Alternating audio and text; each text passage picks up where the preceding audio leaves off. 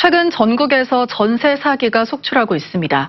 중앙정부는 물론 지자체에서도 피해자 보호를 위한 대책을 잇따라 내놓고 있는데요. 그런데 대구는 전세 보증 사고 피해액이 비수도권에서 두 번째로 많은데도 별다른 대책도 없이 나몰라라 손을 놓고 있다는 비판이 나오고 있습니다. 신병철 기자입니다. 네, 반갑습니다. 대구 북구 집단 전세 사기 의혹 사건의 피해자들이 대구시청 앞에 모였습니다. 17가구 세입자들이 전세금 10억 5천만 원을 떼일 상황에 놓였지만 구제받을 길은 막막합니다. 이 돈이 작은 금액일지 모르지만 저희에게는 정말 큰 전 재산입니다. 단 한 푼도 받지 못하고 쫓겨난다면 저희는 어디로 가야 합니까? 우리가 잘못한 것이 뭔지 모르겠습니다. 건물주가 부동산 담보 신탁의 허점을 악용해 신탁회사 동의 없이 임대차 계약을 맺었기 때문입니다. 도대체 신탁은 뭐 하는 곳입니까?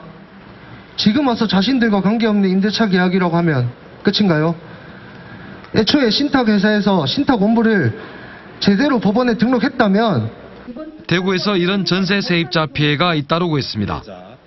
최근 동구에서는 40대 임대인이 다세대 주택 세입자 17명에게서 받은 전세 보증금 16억 원을 가로챈 혐의로 구속 기소됐습니다. 지난 4월에는 대구판 빌라왕이 다세대 주택 6채, 77가구의 전세 보증금 54억 원을 가로챈 혐의로 구속 기소됐습니다.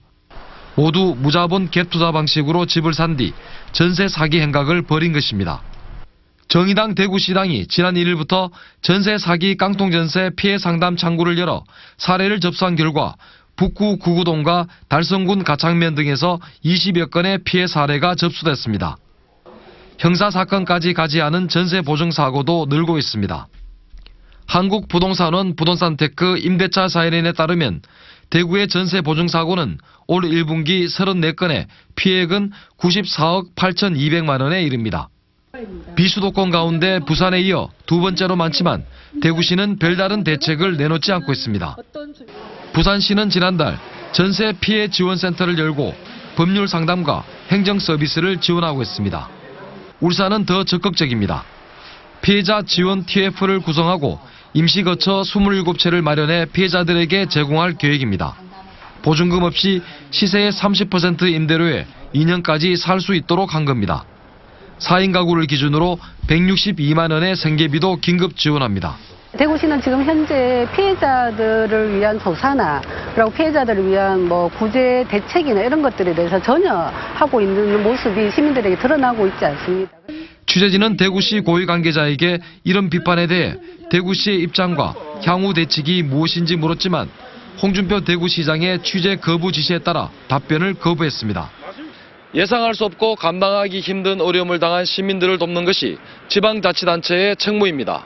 하지만 대구시는 적극적인 대책 마련 없이 피해자들의 고통을 외면하고 있습니다. MBC 뉴스 신병철입니다.